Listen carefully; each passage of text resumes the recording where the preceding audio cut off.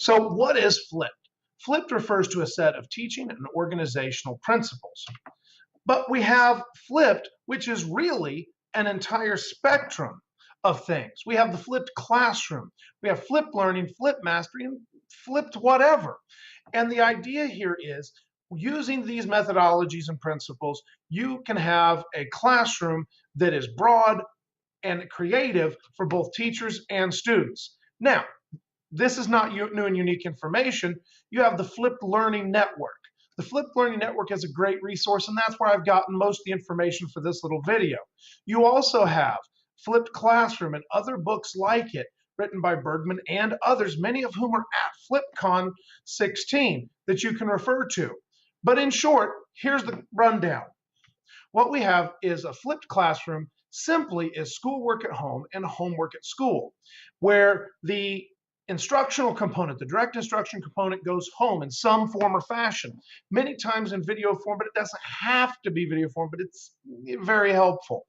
Then you also have the homework component that comes to school, where the teacher, who is the expert, who the student needs most, is there to help them.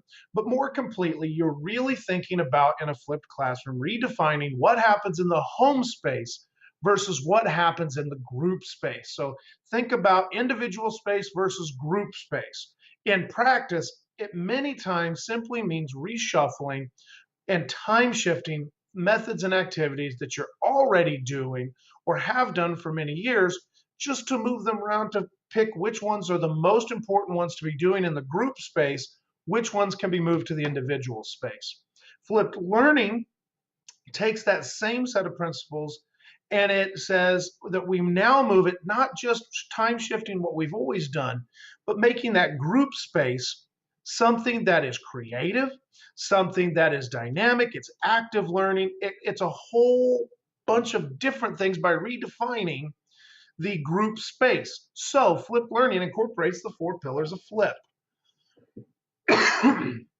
First one, flexible learning, flexible environment, learning culture, intentional content, and professional educator.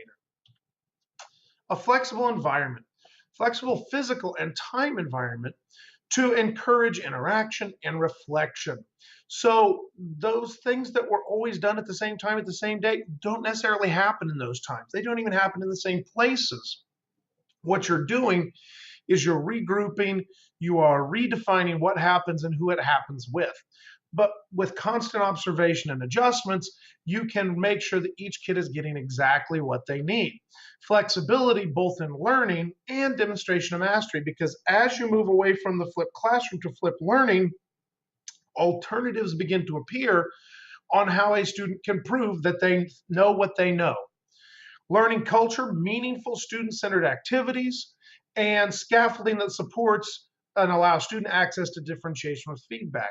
If we're going to do these different things, if we're going to change the group space, we need to make sure that everybody has access to the resources and the things they need to make that group space equitable, accessible, and make sure that every student can succeed in that new group space. Intentional content. There's still a place for direct instruction that is independently accessible, and particularly time independent, need independent, because it's most effective when a student has a need for it. Accessible and relevant content collected or created by the teacher for the students. It's available to them. You're still available. That knowledge is still available, but it may be in a slightly different format at a time. Again, allowing for differentiation of content for student learning. Some will need more, some will need less, some will need different.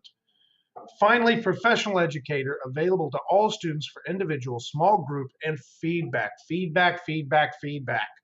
Constant classroom formative assessment, observation, data gathering, because that's going to direct the instruction, not the old time schedule, but what's going on in the classroom is going to direct instruction.